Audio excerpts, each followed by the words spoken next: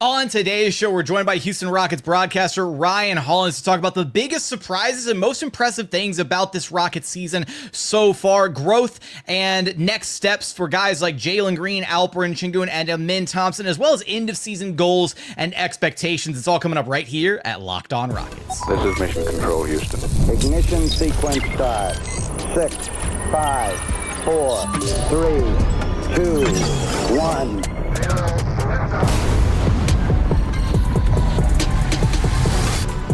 What's up and welcome to another edition of Locked On Rockets, your daily podcast home for everything Houston Rockets basketball. As always, I'm your host, Jackson Gatlin, native Houstonian and credentialed media member. I'm also the host of Locked On NBA Thursdays. Be sure to follow along wherever you listen to your podcasts or on YouTube. Just search Locked On Rockets, where the best way you can help us grow our show is to listen every single day on a podcast platform of your choosing. Like, comment, and subscribe on YouTube. Also subscribe to our daily Locked On Rockets newsletter. Would sincerely appreciate that. Now, today's episode is brought to you by FanDuel. Right now, new customers can get $150 in bonus bets if your first $5 bet wins. And as always, thank you so much for making Locked On Rockets part of your day every single day, whether it's on your way to work, on your lunch break, in the gym. Thank you so much for being an everydayer.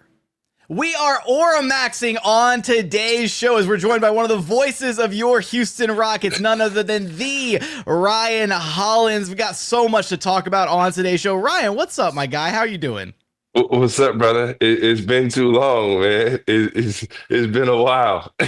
I'm excited, man. I gotta say the Auramax and stuff has been so much fun. I when you first started dropping that, I was like, oh, this is gonna be a new bar. We're gonna use this a lot. What I need to do is I need to clip you saying Auramaxing and put it on the soundboard so that I can use it during the show occasionally. But we're excited to have you here. We got some big topics we want to hit on today's show. And what I want to hit you with first here is, look, coming into this season, we looked at this Houston Rockets team, the way they performed last year, 41-41. We knew that they had just barely missed, that play-in tournament kind of push that they were making at the end of the season, going up against the Golden State Warriors for that final spot in the Western Conference. They set a very high bar for themselves last year, fell a little bit short, but I think all in all, still a really impressive season. And then they came in this year and I think surprised everybody. They surprised me. I think they surprised all the fans and how good they've been this season. I want to know what surprised you the most about this team so far this year. I think what surprised me is the consistency. Houston had a hit list. We can put Golden State on top of the list, right? But you had go into Dallas, at Dallas, get a win. Okay, you think about that game that ended up slipping. Playing against Cleveland. Cleveland just had Houston's number when they were healthy. Those were some beatdowns, dude, that I would like to forget about. But all of these top tier places where Houston, as our young guys developed, kind of didn't have it. Or didn't know how to win, or we'd see 3 good quarters and then fall apart in the fourth, or turnovers. Man, if we missed 10 free throws and we lost by 5 points, all those frustrating games. I think that was the biggest thing for me, not just to see the same team win a couple of them, but you go on and win the majority of those games that were letdowns or were seemingly too big for our guys at that moment. So I would say that's the consistency. And I think I saw a stat the other day. It was Houston's won 90% or something, Jackson. I'm sure you probably know it, of the close games, 25 of the close games that come down to 5 or less points. So if you told me the team will be leading the league in that, or in those close games or those tight situations, that has blown me away, man. I'm so impressed because normally that takes a while to develop that type of chemistry and just kind of like finding a will to win.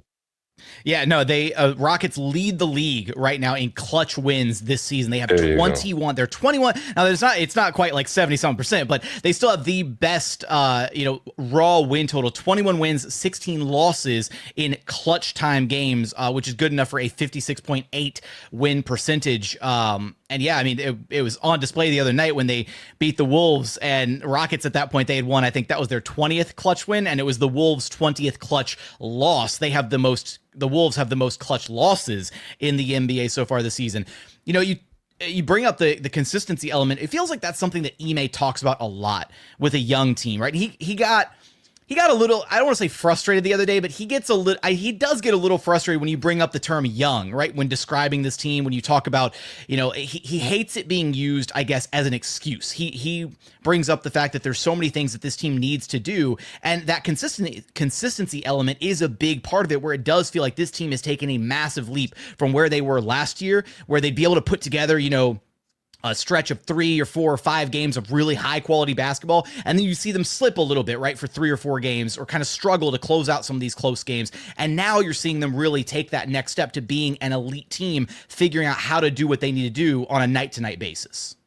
So Jackson, there's a human element that when I give you some rope, you're going to take that rope. Okay. Right. When I let you know that, hey, we're going to develop you, you're going to get your minutes, you're going to get your opportunity. I don't care who you are. Me and you could be in that situation. We're going to take a little bit of that for granted. When Ime came in, he said, no more rope, no more developing. If you don't have it, you're not going to be on the floor. Okay. And I was a player that was a part of developing teams. I was a player that was given opportunities in my career based on potential. Like, hey, we'll see where he's at. He may not deserve this right now, but we'll see where he can go, because we believe the upside is so much greater. And I've also been in situations where the young guy should have played and just got zero opportunity. It's like, well, how am I going to know what to work on in the summer if you're not going to give me a sample size of, 5, 10, 15, 30 minutes? You don't know what I can do or can't do. You had to really go out and earn it. So I'm somewhere in between that. Hey, man, that has been really great for our guys' opportunities. You can see we're reaping the rewards right now. And sometimes you can say it hurt them in a certain space. But Ime came in and said, no more.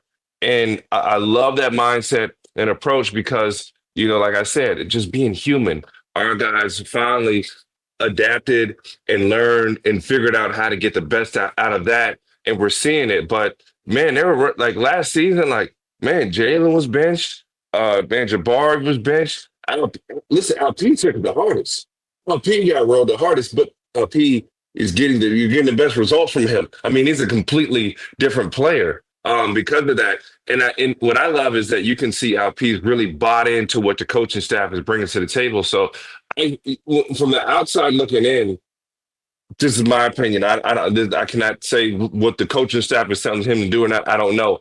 But he's missing some bunnies, but like he is punishing the defenders. Where a lot of times there was a lot of finesse from LP. There's finesse this, finesse that. And like his game is equipped to play against the NBA's best right now. Like he was going right at Brook Lopez. And I want to say, and correct me if I'm wrong, that was like his best game against Brook Lopez that I've seen, as far as like being efficient, putting pressure on him, drawing fouls, like putting him right underneath the basket. I'm like, man, that's new. So yeah, he may be missing some of those chippies, but the force that he's playing with and the way that his game now translates to those higher levels, man, it's dangerous. It's absolutely dangerous. Yeah, the especially on the other side of the court, the defensive growth that he's really shown, right? How he's improved his body to the point where he's added all that strength this past offseason. You can see it very much on the offensive end when he's kind of bullying different players, but also defensively, the way he's holding up, the way he's able to box out, do all that dirty work, get those, defensive rebounds to close out possessions strong, all the little things that he's able to do. You're right. And those chippies will come back, because we've talked about it a lot here on the show, but when you go through such a transformation, with your body, it's, some of that touch is missing in his game, because he's, probably a little bit stronger. His body's just different from how it used to be. So he's trying to reestablish that. And unfortunately, that's been an ongoing battle for him this season, but we know that he'll get back to that place eventually where he's knocking down those shots. And when he does, if he was shooting the same percentage this season as he was last year, around the basket, those little inside looks and stuff that he gets, he'd be in the conversation for one of the all NBA teams this year easily, because he's playing like one of the best big men in the entire NBA. And it's nice that he finally got that recognition with the All-Star selection this year. He absolutely deserved it. Bit of a bummer that he didn't get to play much in the All-Star game. But aside from that, no, his growth has been wildly impressive. Coming up, we want to talk about a couple other guys on the roster, the next steps for guys like Jalen Green and Amen Thompson, as well as some big picture look at the end of this Houston Rockets season. We're going to get there in just one moment. First, today's episode is brought to you by FanDuel. When the game tips off, the NBA action is just getting started, and there's no better place to get in on it than FanDuel, America's #1 sportsbook. With FanDuel, you can place live bets throughout the game, so even if you missed the opening tip-off or want to bet on a fourth quarter comeback, you can stay in the action. And if you're looking for a bigger payout, you can even combine your live bets into a same-game parlay. Using FanDuel's live betting feature is awesome because it keeps every moment of the game exciting, whether you're backing your team for a late-game rally or picking a player to hit a clutch three-pointer. Never feel like you missed your chance to get in on the fun. Plus, the app is so easy to use, and when you win, you get paid instantly. Right now, new FanDuel customers can get $150 in bonus bets if your first $5 bet wins. Just go to FanDuel.com to join today. That's FanDuel.com for your shot at $150 in bonus bets. Make every moment more with FanDuel, the official sports betting partner of the NBA. And continuing on here at Locked On Rockets, your daily podcast, home for everything Houston Rockets basketball. All right, Ryan, we spent a little bit of time there in segment one talking about Alp, but I want to make sure we spend some time on these next two guys. Jalen Green, who, look, let's face it, Jalen's been a bit of a polarizing force amongst Rockets fans for a minute. It really feels like, though, kind of building off of that play that he had to end last year and then starting this year, it kind of, for a minute there, it was like, oh man, that slump that he hit in November, it was kind of rough because there were so many big expectations placed on his shoulders coming to the season, and it kind of felt like, man, is it going to happen again? He had the strong close to last year, but then he's slumping in November. But basically after that slump, and let's face it, every player in every NBA season has a stretch where they're going to slump. It's just really unfortunate that this year it happened for Jalen so early on, because then it kind of added some fuel to the fire of the concerns for his growth, for his future, all that stuff. But ever since that end of November, he's been incredibly consistent. He's been solid. He's been the leading scorer on one of the best teams in the NBA. He's really found a way to eliminate some of those lows in his games, right? Some of the really rough around the edges performances that we used to see in the past. And he's found a way to be really impactful pretty much on a night-to-night, game-to-game basis, especially in this most recent stretch with no Fred VanVleet in the lineup. I know there's been, some more losing than we would have liked to see with the team, but it also feels like this has been a really big growth opportunity for Jalen Green, having the ball in his hands, being the lead guard, being the primary initiator, kind of being forced into that role of responsibility for better or for worse. And now, since the calendar hit 2025, Jalen has been absolutely incredible. What are you seeing out of him, man? I see growth. And I see a guy who's like tired of losing. And I think what's tough is that when our guys, when they develop, they get stamped as like losers. He don't want to win. And it's like, not that he don't want to win. Like, he's trying to figure things out. And you have to allow guys to be in those positions to see. And every player's success comes in different levels. If you watch what I would say maybe the first 3 years of Steph Curry, nobody was blown away, and then all of a sudden, man, he took a leap. Like, he took an incredible leap. So hopefully we see that from Jalen. But you got to understand, when you're the guy that gets game plan for every game, when you see a 1A defender guarding you, okay, when you're seeing, Scotty Barnes is picking you up full court, right? When you're seeing those guys, when you see you got Mikal Bridges, who the ball is moving to the left and moving to the right, and he's staying glued in on you. Jalen is a focal point of scouting reports. And what I'm seeing from him with Fred out, what's impressive to me is that he's really going, okay, normally I can just go get it on my own. I can go figure out how to get my 20 to 30, okay? Now I got to work with these guys. Now I got to work with my teammates. Not that he didn't want to work with them before. Now my role is different. Okay, now I got to minimize. Like, you can tell in this game, he is watching film. He's working with coaches. And the biggest thing, let's make it this simple in the pick and roll. He's starting to see these reads. A lot of times, Jalen in the past would overdrive the pick and roll. He'd come off the pick and roll, and the big is in the paint because he's going, I'm giving up the midi. And Jalen's so quick, he's knifing by guys and still trying to get layups. Those layups were not there. Now he's coming off and saying, okay, I'm coming off. The middies here. This is the shot that I'm going to take. Boom. And now you're starting to see, he cooked Brooke Lopez the other night with this a couple times. Lopez gets up and Jalen's going, there's no way you're at the level with me. So at the level means where the bigs are right there, right when you come off. So it's like me and you. Oh no, I'm by you. I'm by you. You know what? You don't have the foot speed. And then now he's starting to get this because he's had moments or a great first half, or a great second half. Teams are jumping out. He's been very immediately, before he maybe try to drive around it, got caught off surprise. He's not getting caught off surprise anymore. Coming off, hitting Alp or whoever in a short roll situation and saying, I've done my job. He's a guy that's getting, you don't hear anything. He's a guy that's getting comfortable in a place of saying, I did my job. Now they have to do their work on the backside so that I can work. So for Jalen Green, man, I was blown away. And no, he's not going to jump off the charts defensively, but he's made some plays and the effort has been there where it's like, oh no, man, he's working. He's working. This is something that he has gotten better at.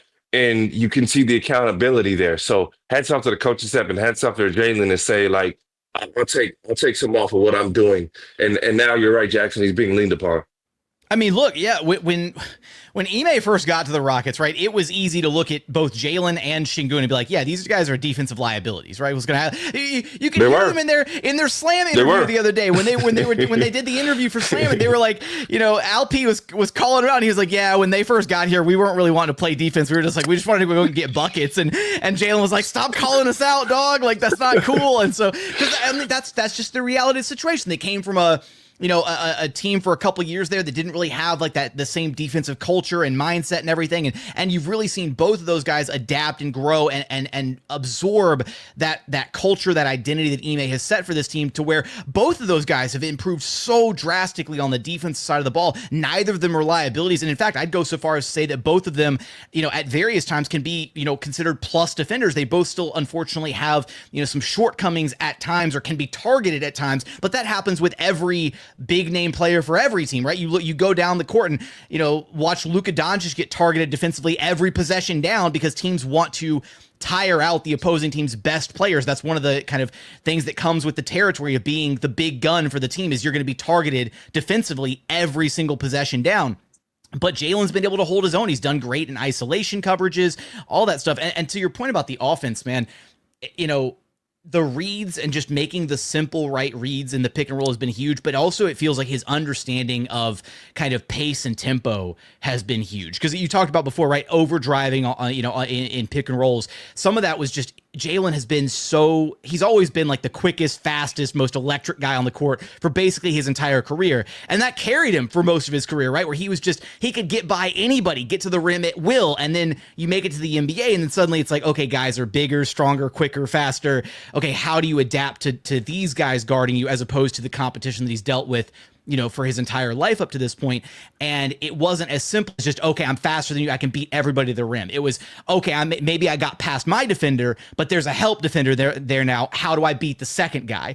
And it seems like he's using a lot more of that kind of change of pace, change of tempo this season, identifying, okay, if they're dropping, if they're staying low, cool, I've got my midi. Okay, they're coming up to the level of the screen, I'm going to get right by you. All that kind of stuff. And it's that ability to identify how teams are guarding him and whether it's his turn to score the rock or to facilitate to his teammates has kind of been the next level up in his game.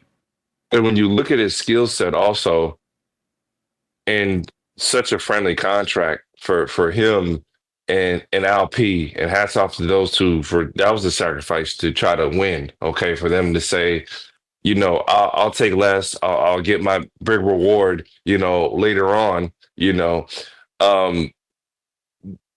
Look how many guys around the league have his skill set. Like when you like if you take a step back, and we're here, we see him every night, Jackson. We nitpick every little thing that we see. How many players around the league have his skill set? It's not many, bro. It's not many. And I think it's one of the biggest things that makes Houston dangerous, because, you can get it in different forms. So yes, you're probably not getting the most out of Jalen Green because you don't see him, just getting shots up every single night, or sometimes those attempts are going to be a whole lot lower. But the team may win, and there are just certain nights where it's Alp, and certain nights, right, where it's Jalen. Certain nights it's Fred. Certain nights it's Dillon, right? And they like that is dangerous. Sometimes me, always us, right? That's the mentality. And another big thing that I see, we've been like salivating for, all right? Like waiting, can we see it? LP and Jalen are getting so much more comfortable. I want to say, man, within maybe the last month, Jackson, I don't know how you feel about that, in a two-man game where those two, I don't want to say they struggled to play together. It just wasn't great. The flow wasn't there, and a lot of times you were seeing Fred and LP. That gelled immediately because just Fred is that dude. He can fit with, with whoever. That's what he is. But Jalen and LP, I want to say within the last couple games, that connection has really been there. And we all knew when you had to contend with Jalen coming off, and once you double him, now you got Alperen on the weak side. That was like for years, we're like, that's the vision. That's the vision.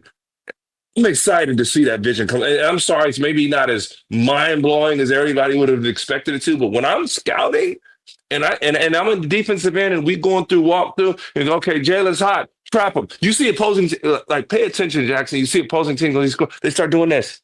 They start doing this. When they that means they walk through Jalen Green getting trapped. They go like this. And then all of a sudden that trap is on, or they go get it out of his hands. That's a high form of respect. And then now you're going, okay, so who's the rotate? I'm rotating now. Alperen Sengun. Oh, I'm fried. I'm fried. That's not a fun walkthrough, my man. And I'm telling you that right now. It's nice. It's really nice to see because, Alp kind of started it last season. Ime put a lot of trust, a lot of faith in him to make him kind of the de facto kind of go-to option, obviously heavily involved in everything they do, especially in the half-court offensive sets. And at times it felt like Alpi didn't have enough help, when, he would draw a double or a triple team and then get that kick out pass and maybe guys weren't knocking down shots or not taking advantage of those opportunities. Now it's kind of like we're seeing that next step for both of them, right? Where maybe Alp's posting up and he draws the double team. So then Jalen's able to attack off a kick out, right? Or get the open 3-pointer or vice versa. Jalen's got the ball in his hand. So he's driving, he's attracting all the defensive attention. And he's able to get that little dump off pass to Alp or hit him on the short roll. And then Alp gets to attack a defense that doesn't know, what to do with him in the short roll because he can shoot it. He can kick it back out. He can put the ball on the deck and do so. So it's a difficult two-man game to guard. And we still really haven't seen both of those guys at their best playing off of one another. And that's going to be really scary when we do get to that point. What I got to ask you, man, is what do we have to do to get Jalen Green some respect from the officiating? Because I got to give you a lot of credit for thank you for whenever there's a questionable call or something that happens in a game, I appreciate you so much for pointing it out on the broadcast, especially when you have the real time, like here's the replay, like, look, it's clearly, ball knocked off this guy, or this guy was clearly smacked in the face and no whistle. It feels like Jalen Green gets one of the worst whistles in the entire association. Ryan, what do we got to do? Do we got to write a letter to Adam Silver to get this fixed? Well, in fairness, the physicality has risen in the NBA. Our guys have gotten away with some hacking, but I think it's tough because, like, I think the referees just go like, "Oh, he's not strong enough," or "He's not whatever," or like and there's certain plays, like, "Yo, we know him enough," and we're like, "He's not just gonna miss that. Like, he's not just gonna miss that play." And then we'll look back, and the dude literally like went like this, or like like pushed him underneath or something like.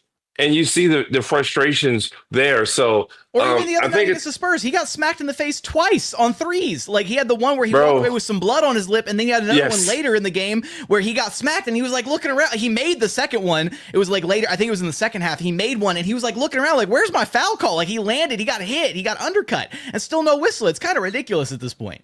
Yeah, no. Those are the plays. So I think I'm just glad that our guys are handing out a couple secret elbows on the other end to even things up. I think that even bigger picture, like the NBA has really like kind of like let our guys play, and I feel like also like a lot of Houston's success is this maybe wouldn't have been here, last year, the year prior with this style of play because the fouls were just tallying up and the officials are letting about 20%, if not higher, we're going to give a pretend number right now of fouls that are not called now. That are like, all right, like play through. That's just contact, bro. Play through it. So I think for Jalen, it is tough when you see some of those plays. But like, or like, dude, a guy hits me in the face. Like, come on, man. Like, have some respect for me. But it's almost like he's so quick you don't see it. You're like looking at something else, you don't see it. So hopefully, as the more respect comes to his name, the more success that Houston has. He has like, dude, okay, if he bumps you, all right, maybe I can play through the contact. But Jalen's just like, yo, I got a bloody lip. Call that one. So I think we'll see. But I think at the end of the day, those percentages have been in Houston's favor. We at the end of the day, too, it's one of those where drawing fouls and kind of playing the officials a little bit is a skill in and of itself, right? We've seen some very elite guards over the years, guys like D Wade, James Harden, obviously. Now it's SGA's turn to kind of carry the torch as far as that elite kind of foul merchant, get to the free throw line whenever he wants to, and maybe that's kind of the next step for Jalen is understanding, because it's not like SGA is built that much bigger, stronger than Jalen or whatever. Like they both kind of got that wiry, slender build. They're quick, they're agile, they're crafty. So, maybe it's just that next lesson, for Jalen this offseason is looking at some film, understanding, okay, if I hit the brakes here, if I dip my shoulder into a fender and kind of get that bump and it really kind of, accentuate the contact a little bit, then I can start getting myself to the free throw line a little bit more, because when Jalen gets to the free throw line, man, he's deadly. Like that, the Rockets are, they're undefeated when he scores 30 plus, and they're like 12-4 or 13-4 when he gets to the free throw line 6 or more times. So getting into the charity stripe is definitely going to be a kind of a big step in his evolution down the line. Want to talk about one more guy here coming up, Amen Thompson. What is his ceiling? What are we seeing out of him, and some end of season goals and expectations? We're going to get there in just one moment.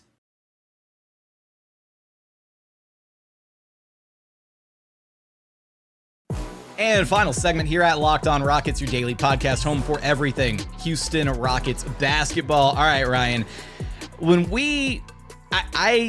I'm almost running out of like adjectives at this point to describe some of the things that we're seeing out of Amen Thompson. Like, I don't know about you, you saddle in for a 2.5 hour broadcast. I don't know if you ever break out like a thesaurus and you're like looking up new words to try and figure out how to talk about what we're seeing on a night to night, game to game basis from Amen Thompson, but I don't know about you, man. It feels like one of those moments where you can look back at like, LeBron's like rookie year, sophomore year, whatever, and you're like watching a future superstar blossom in real time, seeing some of the things that he's able to do on both sides of the court. The defense obviously stood out immediately, very early on his rookie season, but it still feels like this year, we're almost wrapping up with year 2 here. It still feels like he's almost just barely scratching the surface of what he can do offensively, but it's just crazy to see how exponentially better he's gotten in such a short amount of time, kind of by necessity, right? Being thrown into the starting lineup in place of Jabari, and then with the absence of Fred, being asked to now be more of a primary initiator as well to help offset the loss of Fred. No, you're right. He's a most unique player in NBA history. The reason I say that, like, he doesn't have a comp. Like, you can kind of throw out Iguodala, I've heard, maybe the quick jump like Sean Marion, but like, he's so unique. And especially in this day and age, he's a coach's dream. Udoka has told him things to do. And for, what was him in 3rd pick in the draft, right? Fourth pick. 4th pick, excuse me. He's given him an assignment, given him something to do. And I've never seen someone buy in so much to their role. And a lot of times, the toughest transition for young guys is, I've been a point guard, or I'm supposed to be a scorer. They were promised all these things or told all these things of what they'll be in the NBA. And then you're asked to do something else and they can't do anything else. Or Amen Thompson essentially was just like he was asked to be a really good role player. Like, you know what? You won't be a point guard anymore. And sometimes that's a hard pill to swallow. You'll play underneath the defensive men. You'll be a defender and you'll do X, Y, and Z. And then he took that and he ended up being so great in his role that it's expanded. And like, I mean, like the biggest game that stands out, like him dominating Evan Mobley in the dunker, like he's a point guard, point forward, whatever hybrid. And he's dominating, like, one of the more better shot blockers bigs, in the like a legit DPOY candidate. Yeah. Yes. Like going head to head with them, and then he's great pushing in transition. He's got unbelievable body. Like, it's just, there's so many just things that he does, and hats off to the coaching staff, because they're like, we're going to use him in places that he's great. And it's not that he can't do certain things. He's not. Sometimes you see guys don't take shots or they do certain things because they're scared to do it or they just don't have it. He ain't scared. He just like, let me do what fits. But like a young guy that wants to play winning basketball, it's insane. Or like sometimes, again, you have this vision as a player, shoot, as us at home when we do our jobs of what you are and who you are. And when that doesn't conflict with the reality of what's going on the court, that's what's scary about Amen Thompson. Human nature would tell Amen Thompson to say, I'm this, and this. I need to be getting more shots up. He's like, nah, bro, I need to play more defense. Like, he's a playmaker on defense. Like, he, in my opinion, he needs to be in that running for Defensive Player of the Year. Because if you really watch Rockets basketball, he does so many unique things. It is hell, okay? It is darn near Gary Payton-esque, like whoever you want to describe as. I get screamed. I fight through an NBA screen, and then I chase the guy down and block the shot or steal the ball.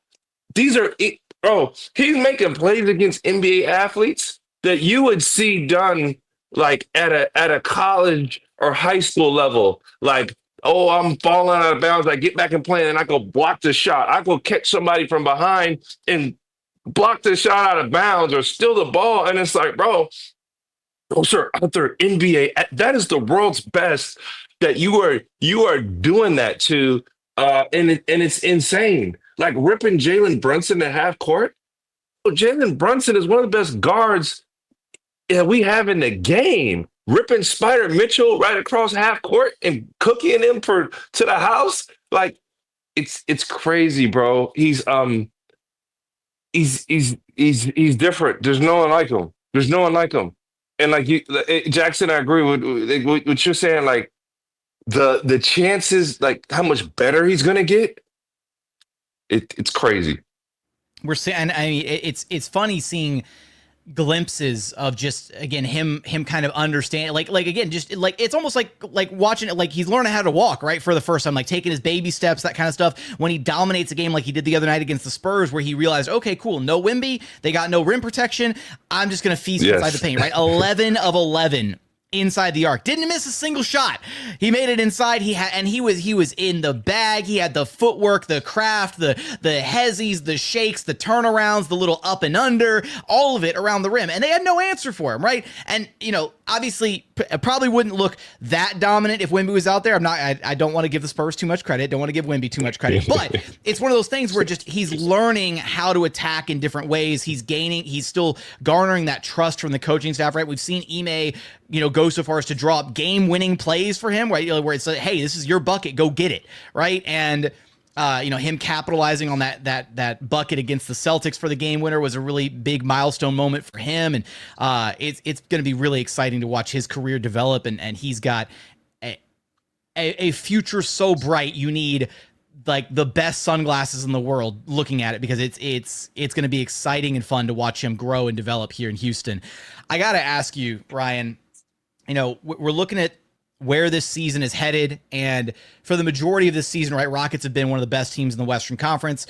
They went on that little bit of a 6-game slide. They slid a little bit in the standings. They're sitting at 5th place right now, technically tied with the Lakers, but sitting just below the Lakers in the standings. There's still an optimism that you finish off the season strong, you could still probably secure home court advantage for the playoffs. But the bigger picture here is, you've been in those locker rooms, you've been in those shoes, right? As a young player, as an older, more veteran player, what does the playoffs mean to a team like this Rockets team that hasn't been there before? What does the playoffs mean to these young guys like Jalen, like Sengun, like Amen, who haven't had a taste of playoff basketball before?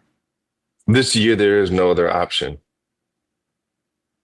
They've got to make the playoffs. They deserve it. Unless there's an act of God that comes out, they deserve it.